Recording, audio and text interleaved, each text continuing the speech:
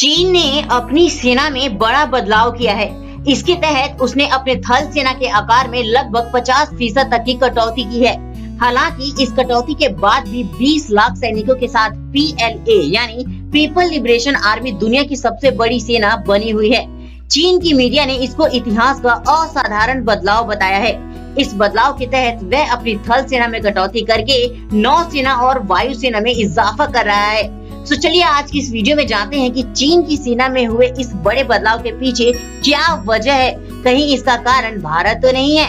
Video शुरू करने से पहले मेरा आपसे छोटा सा रिक्वेस्ट है कि नीचे रेड कलर के सब्सक्राइब बटन में क्लिक करके इस चैनल को सब्सक्राइब कर लीजिए ताकि मेरे आने वाले नॉलेजेबल वीडियो भी आप देख सके। तो चलिए आज की वीडियो शुरू करते हैं। चीन की सेना में हुए इस बड़े बदलाव के पीछे एक नहीं कई वजह हैं। वहीं अगर इसके दो बड़े कारणों पर गौर किया जाए तो उसमें एक बड़ा कारण भारत है तो दूसरा बड़ा कारण चीन की विस्तारवादी नीति है।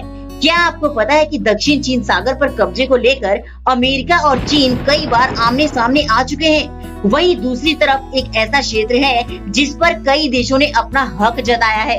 ताजा फैसले के पीछे यहाँ पर चीन की मौजूदगी भी एक बड़ी वजह है। दरअसल दक्षिण चीन सागर का ये पूरा इलाका प्राकृतिक संसाधनों से भरा पड़ा है। इस इलाके से करीब 335 लाख करोड़ का सालाना कारोबार होता है। दुनिया भर के 33% व्यापारिक जहाज इसी मार्ग से होकर गुजरते हैं। यही वजह है कि चीन इस जगह को लेकर काफी संजीदा है और वह अमेरिका से भी आर पार को तैयार है। इस पर मलेशिया, ताइवान, फिलीपींस, वियतनाम और ब्रुनई भी अपना हक जताता है। समुद्र से पूरी तरह से घिरा होने की वजह से यहाँ की सुरक्षा की पूरी जिम्मेदारी या तो नौसेना के पास है या फिर चीन की वायुसेना के पास। इसके अलावा ये पूरा इलाका आम नागरिकों के लिए पूरी तरह से निषेध है, इसलिए यहाँ की सुरक्षा की जिम्मेदारी इन्हीं के पास है। यहाँ पर थल सेना की कोई भूमिका नहीं है। थल सेना में कटौती करके नौसेना और वायुसेना में इजाफा करने की वजह के पीछे दूसरी सबसे बड़ी वजह चीन की विस्तारवादी नीति भी है। क्या आपको पता है कि चीन लगातार अपने पांव हिंद महासागर में फैला रहा है। यहाँ पर वह अपनी कर्ज नीति का दांव खेलकर छोटे देशों को अपनी मुट्ठी में करना चाहता है। इसके तहत वह नेपाल, म्यांमार, बांग्लादेश, श्रीलंका, मालदीव और पाकिस्तान को अपनी गिरफ्त में ले चुका है। पाकिस्तान में बनने वाले आर्थिक गलियारे पर चीन खरबों रुपए खर्च कर रहा है। इसके लिए चीन ने पाकिस्तान को अरबों का कर्ज भी दिया है। CPEC यानी चाइना पाकिस्तान इकोनॉमिक कॉरिडोर सिर्फ यहीं तक सीमित नहीं है बल्कि इससे भी आगे है। चीन पाकिस्तान के लिए कुछ पनडुब्बियां भी बना रहा है। ये सारा खेल चीन ने हिंद महासागर में पांव पसारने और भारत के बढ़ते कदमों को रोकने के लिए रचा है। इस बड़े इलाके में नजर रखने की जिम्मेदारी भी चीन की वायुसेना और नौसेना की ही है। यहाँ पर भी चीन की थल सेना की कोई जगह नहीं है।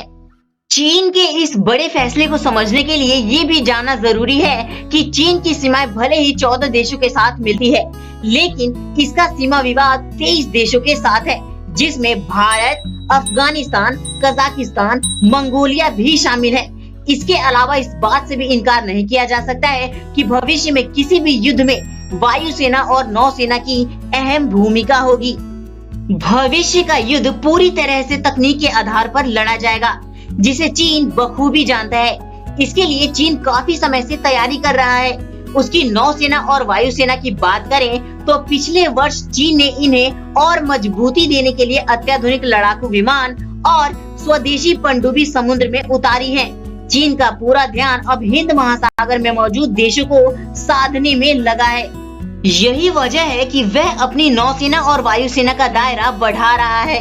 आपको ये पता होना चाहिए कि चीन ने पिछले वर्ष ही अफ्रीकी देश जिबूती में अपना पहला नौसेना का बेस बनाया है। चीन की नौसेना के पास अभी एक विमान वाहक युद्धपोत है, जबकि दूसरे का परीक्षण चल रहा है और तीसरे युद्धपोत का निर्माण जारी है। सरकारी मीडिया के मुताबिक चीन अपनी नौसेना में 5 से 6 विमान वाहक युद्धपोत को शामिल करने की तैयारी में है। चीनी राजदूत सुन वीडोंग ने भारत और चीन के बीच टकराव की जगह सहयोग को बढ़ावा देने की बात कही है। आपसी भरोसे को बढ़ाने और संदेह को खत्म करने की बात को दोहराया है।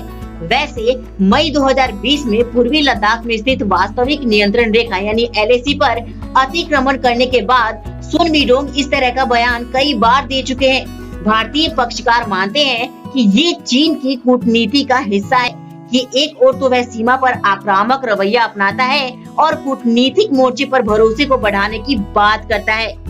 राजनाथ सिंह ने कहा कि दोनों देशों को एलएसी का सम्मान करना चाहिए। वर्ष 1993 और 1996 के समझौते में इस बात का जिक्र है कि एलएसी के पास दोनों देश अपनी सेनाओं की संख्या कम से कम रखेंगे। भारतीय सेना ने इसे साफ तौर पर स्वीकार किया। एलएसी पर अभी भी चीन की सेना मौजूद है। अप्रैल में चीन में सीमा पर सैनिकों की संख्या बढ़ाई गई। मई में चीन ने घुसपैठ करने की कोशिश की और 15 जून को गलवान में चीन ने हिंसा की। राजनाथ सिंह ने कहा कि सीमा विवाद एक गंभीर मुद्दा है। उन्होंने भारतीय सैनिकों की वीरता के बारे में बात करते हुए कहा कि जिस तरह से हमारी सेना सुरक्षा कर रही है, हमें उन पर गर्व है। इसके अलावा उन्होंने कहा कि मैं आश्वस्त कराना चाहता हूं कि हम किसी भी स्थिति से निपटने के लिए तैयार हैं। इस वीडियो का निचोड़ ये कहा जा सकता है कि अगर चीन ने कोई गुस्ताखी की तो चीन को भारत की तरफ से मुंहतोड़ जवाब दिया जाएगा। उम्मीद करता हूँ दोस्तों कि ये वीडियो आपको बेहद पसंद आया होगा। ये वीडियो अच्छा लगा तो एक लाइक बताएं। साथ ही अगर आप इस चैनल पर नए हैं नीचे रेड कलर के सब्सक्राइब बटन में क्लिक करके इस चैनल को सब्सक्राइब कर लीजिए। फ्रेंड्स, इस वीडियो में अब तक के लिए इतना ही। मिलते हैं अपने नए वीडियो में एक नए टॉपिक के साथ। तब तक के लिए bye bye and take care.